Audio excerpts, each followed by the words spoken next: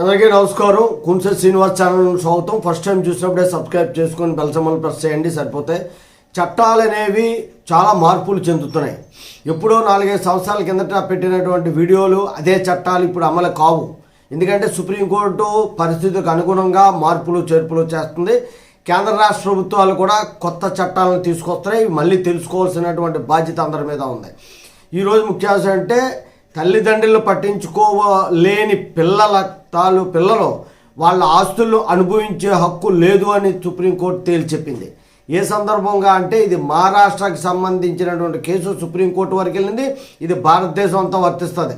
మహారాష్ట్రకి సంబంధించింది కదా, అక్కడే వర్తిస్తుంది అనుకోవడం పొరపాటు. సుప్రీంకోర్టు ఇచ్చింది కాబట్టి అందరికీ వర్తిస్తుంది. ఏమని చెప్పిందంటే వృద్ధులైనటువంటి తల్లిదండ్రులు పట్టించుకోవాలన్నటువంటి పిల్లల్లో తన ఆస్తులు అనుభవించవలసిన హక్కు లేదు. అలాగే ఇంట్లో ఉంటే వెళ్ళగొట్టవచ్చు అని చెప్పి, అంటే మా అమ్మ నాన్న ఇంట్లో నేను కానీ ఉంటే ఖచ్చితంగా నన్ను బయటికి తగిలివచ్చు, చూడలేదు అని భావిస్తే దానికి అడ్డు చెప్పడానికి లేదు అనమాట.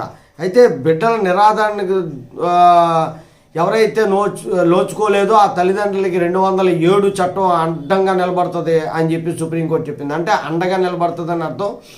ఈ సందర్భంలోనే వాళ్ళు ట్రిబ్యునల్కి వెళ్ళారు. ట్రిబ్యునల్కి వెళ్తే ట్రిబ్యునల్ ఏం చేసిందంటే 3,000 రూపాయలు ప్రతి నెల చెల్లించాలి, అలాగే మీరు ఖాళీ చేసి వెళ్ళిపోవాలన్నది, ఇల్లు ఖాళీ చేసి చెప్పాలని. మళ్ళీ హైకోర్టుకి వెళ్తే హైకోర్టు ఏం చేసిందంటే అలాగే అవసరం లేదు, ఇల్లు ఖాళీ చేయ అవసరం లేదంటే వాళ్ళు సుప్రీంకోర్టుకి వెళ్ళారు. సుప్రీంకోర్టు ఏం చేసిందంటే వెంటనే ఈ కేసుని చేపట్టి దాని విచారణ జరిపి ధర్మాసనం ఈ రకంగా తీర్పిచ్చింది.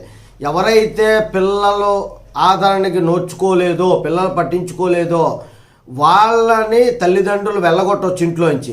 అలాగే ఆ తల్లిదండ్రులకి ఖచ్చితంగా భరణం చెల్లించాలి అని తీర్పు చెప్పింది. ఇది మహారాష్ట్రలో 2023లో ట్రిబ్యునల్కి వెళ్ళారు. ఇప్పుడు సుప్రీంకోర్టు కూడా తీర్పు ఇవ్వడం జరిగింది. అత్యంత వేగంగా జరిగింది. అన్ని కోర్టులు కూడా, ట్రిబ్యునల్, హైకోర్టు, సుప్రీంకోర్టు వేగంగా జరిపే. ఇలాగ జరిగితే ఖచ్చితంగా వాళ్ళకి సంతోషం కలిగించే విధంగా ఉంటాయి. తల్లిదండ్రుల రక్షణ, పోషణ, సంరక్షణ ఈ బాధ్యత అంతా కూడా పిల్లలదే అని చెప్పి సుప్రీంకోర్టు తేల్చెప్పింది. ఇలా చేయకపోతే వాళ్ళ మీద చర్యలు తీసుకునేటువంటి చట్టాలు కూడా వస్తాయి. జాగ్రత్తగా ఉండండి. వాళ్ళ ఆస్తుల్ని పూర్తిగా మీరు అనుభవించే హక్కు కూడా రేపు పొద్దున ఉండదన్నమాట. జై హింద్.